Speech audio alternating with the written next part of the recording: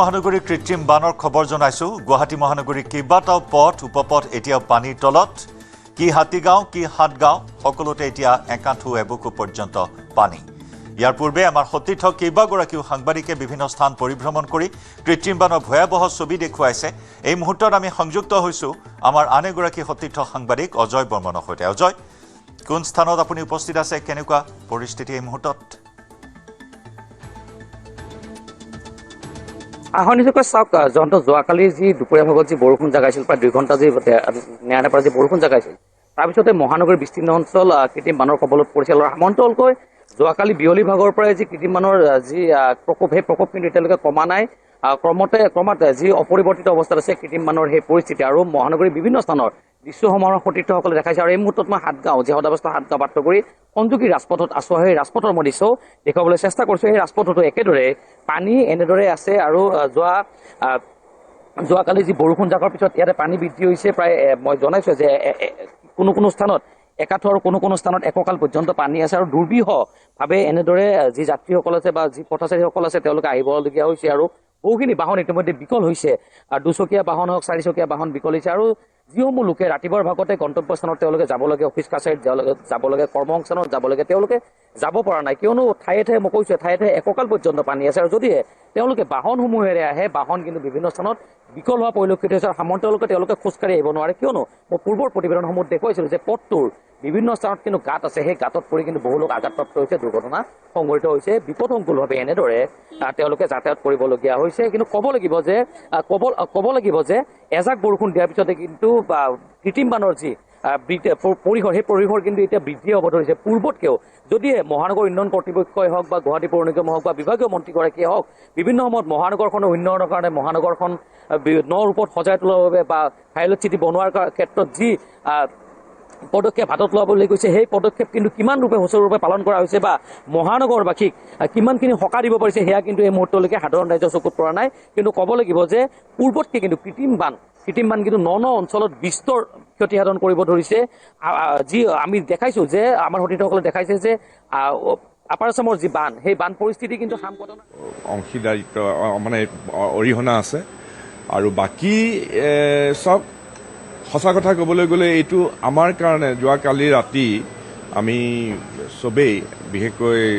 disaster management আৰু আমাৰ প্ৰশাসন আমি য'ত যেনেকৈ পাৰোঁ এতিয়া পানীবিলাক শুকাইছে আজি দুই এটা অংশত পানী এতিয়াও আছে আমি ইতিমধ্যে 27টা পাম্প ইয়াত চলোৱা হৈছে পানীবিলাক উলিয়াই নিষ্কাশন কৰিবৰ কাৰণে কালি নহয় এইকেইদিনৰ পৰা GMDAৰো নিজাববীয়া পাম্প আছে GMCৰো নিজাববীয়া পাম্প আছে মই PWDৰ লগতো কথা পাতিছোঁ বিশেষকৈ ইয়াত ৰুক্মিণী গাঁও এই অঞ্চলত তেওঁলোকে বিভিন্ন ঠাইত নতুন পাম্পো সংযুক্ত কৰিছে পানীখিনি উলিয়াই দিয়াটো এতিয়া আটাইতকৈ ডাঙৰ কথা আছে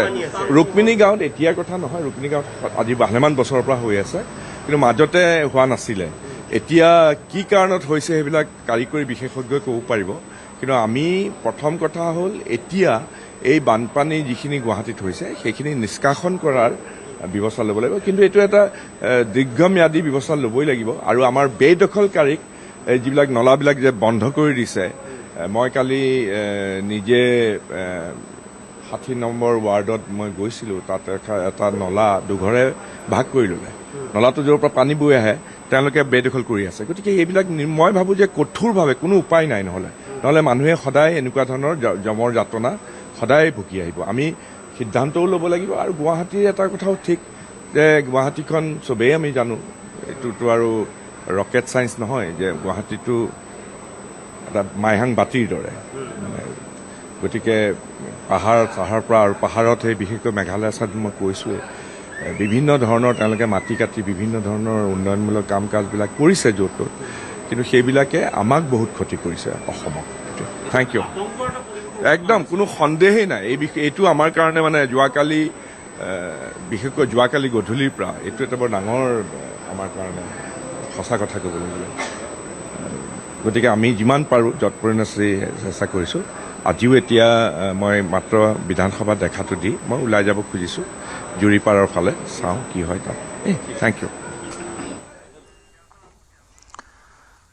আৰু সেয়া আছিল বিধায়ক প্ৰদ্যুৎ বৰদলৈৰ গুৱাহাটীৰ কৃত্ৰিম বানক লৈ মন্তব্য প্ৰতিক্ৰিয়া আমাৰ সতীৰ্থ অজয় বৰ্মনৰ সৈতে আমি পুনৰবাৰ সংযুক্ত হৈছোঁ অজয় নিশ্চয়কৈ জয়ন্ত আমি বাৰিষাৰ পূৰ্বে কিন্তু মহানগৰীৰ বিভিন্ন স্থানৰ যে নলাসমূহ সেই নলাসমূহৰ আমি দৃশ্য দেখুৱাইছোঁ বা নলাসমূহ যি হওক যেনেদৰে চাফ চিকুণ কৰিব লাগে যে সেইফালে যেনেকৈ পানী ওলাই যোৱাৰ ব্যৱস্থা কৰিব লাগে সেই ব্যৱস্থা কিন্তু তেওঁলোকে বাৰিষাৰ পূৰ্বে তেওঁলোকে নকৰে বা বিভাগীয় কৰ্তৃপক্ষকে নকৰে বৰষুণ হোৱাৰ লগে লগে আমি বিভিন্ন স্থলত যাওঁ বিভিন্ন স্থানৰ যি ৰাইজৰ দূৰ দুৰদৰ্শা মহানগৰবাসীৰ দুৰ্দশা আমি দেখুৱাওঁ তাৰপিছতে কিন্তু বিভাগীয় যি কৰ্তৃপক্ষ আছে বা মন্ত্ৰীসকল তৎপৰ হোৱা দেখা যায় সামন্তলকে মন্ত্ৰীগৰাকীয়ে